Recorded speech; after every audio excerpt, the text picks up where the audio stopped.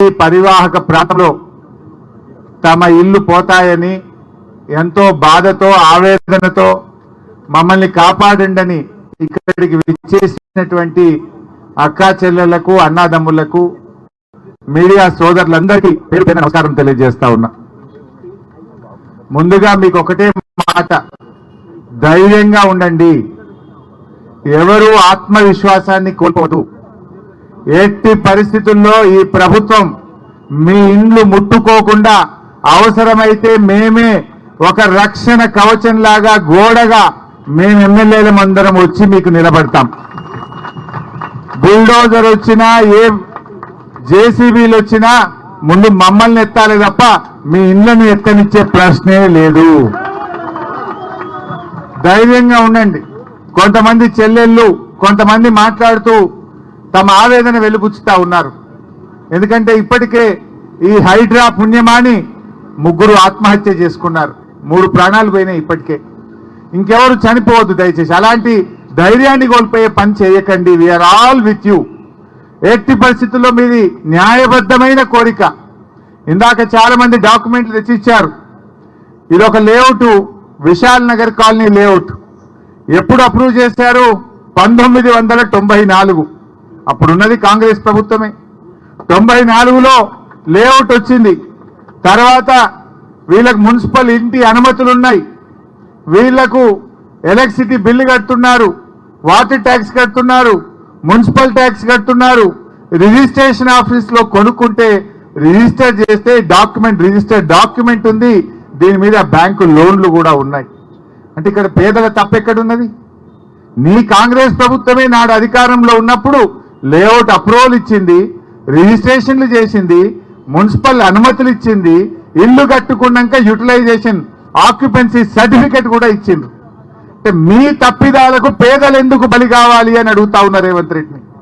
అంటే నువ్వు మూర్ఖంగా అనవసరంగా ఏదో మూసీ ప్రాజెక్ట్ చేస్తా అని చెప్పి ఇలా పేదల ఉసురు పోసుకోవడం మానుకోవాలని చెప్పి నేను కోరుతా ఉన్నా. మీరు ఏం చెప్పిండ్రు? ఇందిరమ్మ పాలన ఇందిరమ్మ పాలన అన్నారు. ఇందిరమ్మ పాలన ఏం చెప్తుంది? గరీబీకు హటావ్ అంటది. కానీ రేవంత్ రెడ్డి ఏం చేస్తుండంటే గరీబోంకో హటావ్ అంటుండ్రు. या तुम गरीबी को हटाना चाहते या गरीबों को हटाना चाहते मैं पूछना चाहता हूं. ये इंदिरम्మ పాలన అంటే పేదలకు కూడు గుడ్డ నీడిచ్చేది ఇందిరమ్మ పాలన. కానీ నీ ఇందిరమ్మ పాలన పేదల బతుకులు కూల్చే ప్రయత్నం చేస్తా ఉన్నావు, పేదలను ఇబ్బంది పెట్టే ప్రయత్నం చేస్తా ఉన్నావు. ఇలా ఆలోచించాలి. కాంగ్రెస్ పార్టీ అంటే హస్తం గుర్తు. హస్తం గుర్తు అంటే మీరు అపన్న హస్తం ఇస్తారా, భస్మాసుర హస్తం అవుతారా? బుల్డోజర్ కి రాజ్యమైంది. రాహుల్ గాంధీ పొద్దుగా లేస్తే టీవీలలో మాట్లాడుతుండు, बुलडोजर राज नहीं चलेगा अंटाడు. फिर तेलंगाना में क्या चल रहा राहुल गांधी? तेलंगाना में आज बुलडोजर का राज चल रहा. एक काम करो, वो आपका हाथ का निशाना निकाल के बुलडोजर का निशाना रख लो. तुम क्या समझ गए? హస్తం గుర్తు తీసి బుల్డోజర్ గుర్తు పెట్టుకో. ఏం పేదలను బుల్డోజర్లు పెట్టి ఇబ్బంది పెడతారా? పాపం ఆ గర్భిణీ స్త్రీ, అమ్మాయి పేరు మర్చిపోయినా, 9 నెలల నిండు గర్భిణి సరిత అనే అమ్మాయి ఇక్కడికి వచ్చి నెల రోజుల నుంచి నిద్రపోతలేనన్నా, కంటి మీద కురుకు లేదని 9 నెలల గర్భిణి మాట్లాడుతూ ఉంది. నిన్న తెలంగాణ భవన్కి వచ్చి అక్కా చెల్లెలు మాట్లాడుతుంటే నా కళ్ళల్లో నీళ్లు ఆగలే, నీళ్లు కారిపోయినాయి నాకు తెలియకుండానే. నాకు అర్థమైతలేదు ఈ రేవంత్ రెడ్డిది రాతి గుండెనా ఇంకేమన్నా గుండెనా నాకైతే అర్థమైతలేదు. మీ బాధలు వింటుంటే, మీ కన్నీళ్లు చూస్తుంటే రాతి గుండె కూడా కరిగిపోతుంది. కానీ రేవంత్ రెడ్డి గుండె ఎందుకు కరుగుతలేదో నాకైతే అర్థమైతలేదు. ఆయన ఈ రేవంత్ రెడ్డి ఆయన ఏదో పెద్ద శుద్ధపూస లెక్క మాట్లాడుతుండు. కొడంగల్ల ఆయన కట్టుకున్న ఇల్లే చెప్పుకుంటూ ఉన్నది.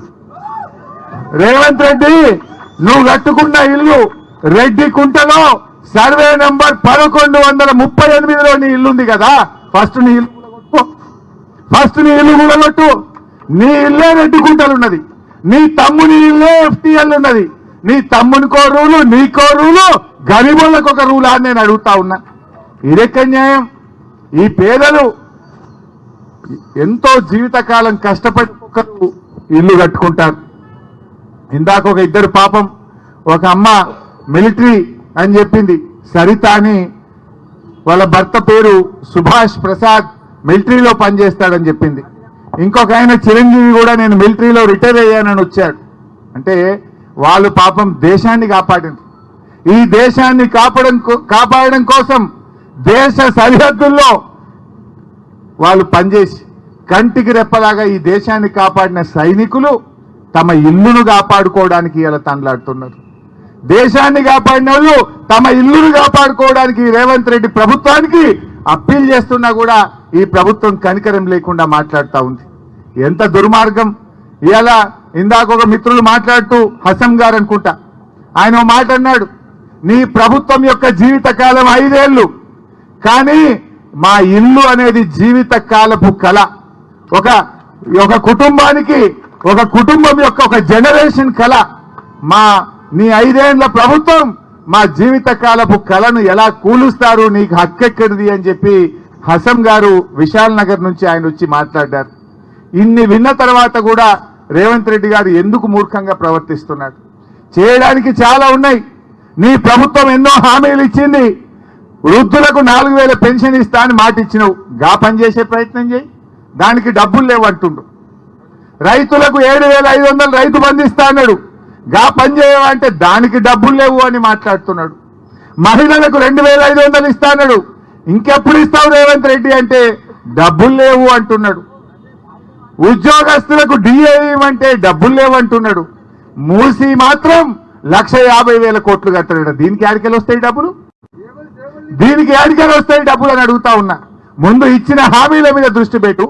ఇవాళ ఎస్సీ, ఎస్టీ, బీసీ, మైనారిటీ హాస్టళ్లలో పిల్లలకు అన్నం పెడతలేరు. 6 నెలలకేళ్ళి నువ్వు మెస్ ఛార్జీలు కూడా ఇవ్వలే. గా పిల్లలకు, పేదవాళ్లకు అన్నం పెట్టమంటే పైసలు లేవంటావు. సుందరీకరణ, మూసి సుందరీకరణ పేరు మీద 1,50,000 కోట్లు ఖర్చు పెట్టా అంటే ఇది అయ్యే పనా? పైసలు నువ్వు ముందు 1,00,000 కోట్లు డిపాజిట్ చేయి, 1,00,000 కోట్లు డిపాజిట్ చేయి.